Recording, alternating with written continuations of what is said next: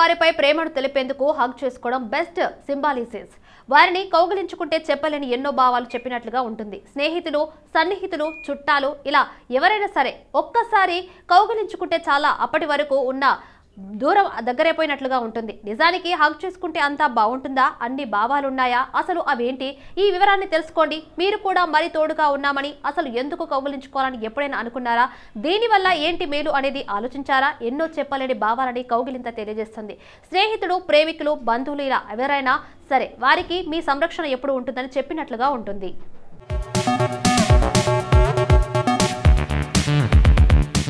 ప్రేమికుల వారంలో hug day, కౌగిలింతలకి అంత ప్రాధాన్యత ఉంది కాబట్టే దీనికి ప్రేమికుల వారోత్సవాలను చోటు దక్కిందండి. వాలంటైన్ వీక్ లో హగ్ డే అని ఓ రోజు ఈ కౌగిలింతలకి అంకితం ఇచ్చారు.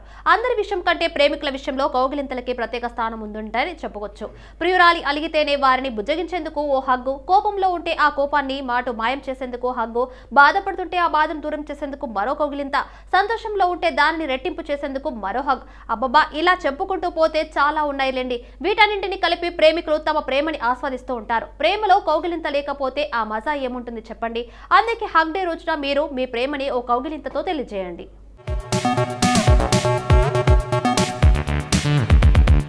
పిల్లల నుంచి పెద్దల వరకు చాలా సంస్కృతుల్లో కౌగిలింత అనేది ఇద్దరి మధ్య ఉన్న కనెక్టివిటీని చూపించే ఓ మార్గం.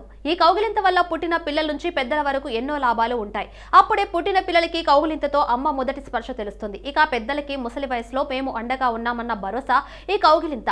ఆనందం కౌగిలింత అనేది ఒకరికి ఏ విషయంలో అయినా తోడుగా ఉన్నామని తెలియచేయడం. మనం ఉత్సాహంగా, సంతోషంగా ఉన్నప్పుడు హగ్ చేసుకోవడం వల్ల మనసు ఆనందం రెట్టింపు అవుతుంది. ఏదైనా హ్యాపీ విషయాన్ని షేర్ చేసుకోవడం, ఆనందం జరిగినప్పుడు చాలా మంది తమ దగ్గరైన వారికి కౌగిలించుకొని మరి చెబుతారు.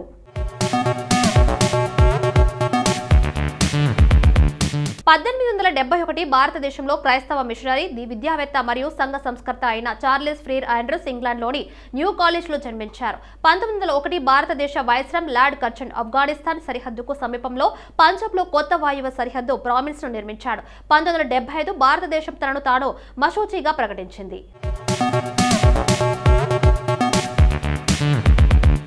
చార్లెస్ రాబర్ట్ డార్విన్ ఇంగ్లాండ్కు చెందిన ప్రకృతివాది. డార్విన్ ఒక ప్రకృతి శాస్త్రవేత్తగా, బయాలజిస్టుగా, రచయితగా ప్రసిద్ధుడు. ఒక వైద్యుని వద్ద సహాయకుడిగాను, 2 ఏళ్ల పాటు వైద్య విద్యార్థిగాను ఉన్న డార్విన్ ఆధ్యాత్మిక విద్య చదువుకున్నాడు.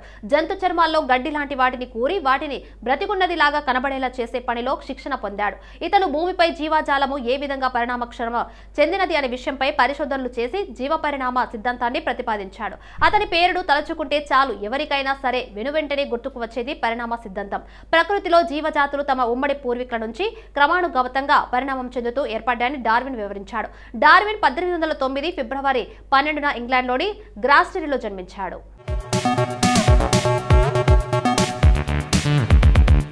అబ్రహం లింకన్ ప్రపంచ చరిత్రలో చిరస్థాయిగా నిలిచిపోయిన మాజీ అమెరికా అధ్యక్షుడు. అమెరికా అంతర్యుద్ధ సమయంలో అత్యంత కార్యదర్శకతతో పరిపాలించిన లింకన్ దురదృష్టవశాత్తు అంతర్యుద్ధం ముగిసే సమయంలోనే హత్యగా గావించబడ్డాడు. లింకన్ 1809 ఫిబ్రవరి 12 సంవత్సరం థామస్ లింకన్, నాన్సీ హ్యాంక్స్ దంపతులు జన్మించాడు.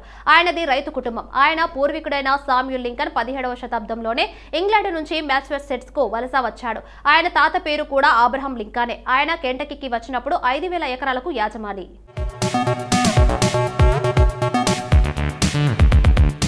స్వామి దయానంద సరస్వతి ఆర్య సమాజ్ స్థాపకుడు. అజ్ఞానాంధకారం, దారిద్ర్యం, అన్యాయాన్ని ఎదురించి పోరాడిన ముని. హిందూ ధర్మ స్థాపనకు నడుం బిగించిన ఋషి. 1857 ప్రథమ స్వాతంత్ర్య పోరాటంలో కీలక పాత్ర పోషించి ఎందరో స్వాతంత్ర సమర యోధులకు ప్రేరణ అయిన పండితుడు. మూలశంకర్ 1824 ఫిబ్రవరి 12లో గుజరాత్లోని టంకారా అనే గ్రామంలో ఒక వర్తక కుటుంబంలో జన్మించాడు. అతని తండ్రి ఒక మహాశివ భక్తుడు. 14 ఏళ్ల ప్రాయంలో ఒక శివరాత్రి నాడు శివలింగంపై విస్తరించిస్తున్న మూషికాలను చూసి ధర్మం పేరిట జరిగే మోసాలు, మూఢనమ్మకాలు గ్రహించి 1846లో భగవంతుడిని వెతకడానికి ఇల్లు వదిలి వెళ్లాడు.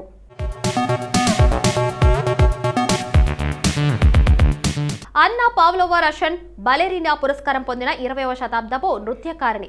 ఆమె ఆధునిక రష్యన్ బ్యాలెట్ నృత్య మార్గదర్శకురాలిగా గుర్తింపు పొందింది. మైకేల్ ఫోకిన్ ఆమె కోసం కొరియోగ్రఫీ చేసిన ది డైయింగ్ స్వాన్ లో మరణిస్తున్న స్వాన్ పాత్రను పోషించినందుకు ప్రత్యేకించి గుర్తింపు పొందింది. తన స్వంత సంస్థతో దక్షిణ అమెరికా, భారతదేశం, ఆస్ట్రేలియాలో ప్రదర్శనతో సహా ప్రపంచవ్యాప్తంగా పర్యటించిన మొదటి బలెరీనా పురస్కారం పొందింది. ఆమె 1881 ఫిబ్రవరి 12న రష్యాలోని సెయింట్ పీటర్స్ లో జన్మించింది. ఆమె చిన్న వయసులోనే తన బ్యాలెట్ శిక్షణను ప్రారంభించింది. 10 ఏళ్ల వయసులో సెయింట్ పీటర్స్లోని ఇంపీరియల్ బ్యాలెట్ స్కూల్లో చేరింది.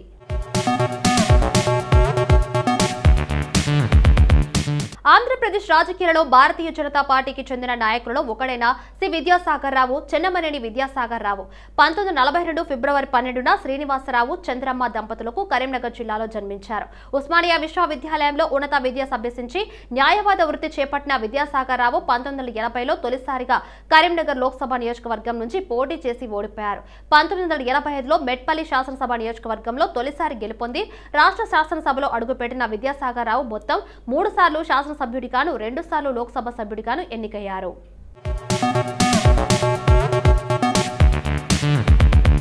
జగపతి బాబుగా పేరొందిన వీరమచ్చనేని జగపతి చౌదరి తెలుగు సినిమా నటుడు, తెలుగు సినీ నిర్మాత, దర్శకుడు అయిన విబి రాజేంద్ర ప్రసాద్ కుమారుడు. దాదాపు 100 చిత్రాల్లో నటించి 7 నంది పురస్కారాలను అందుకున్నారు. కుటుంబ కథ చిత్రాల్లో ఎక్కువగా నటించాడు.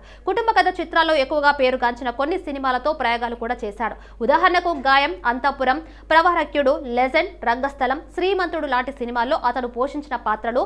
జగపతి బాబు ఫిబ్రవరి 12, 1962న మచిలీపట్నంలో జన్మించాడు.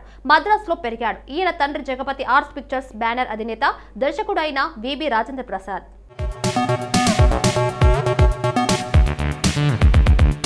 ప్రాణ్ ఒక ప్రముఖ భారతీయ నటుడు. తనదైన విలక్షణ శైలితో దాదాపు 400 చిత్రాల్లో నటించాడు. దాదాపు 6 శతాబ్దాల పాటు ఇతని నట జీవితం సాగింది. కొన్ని తెలుగు చిత్రాల్లో కూడా ప్రతినాయక పాత్రను పోషించాడు.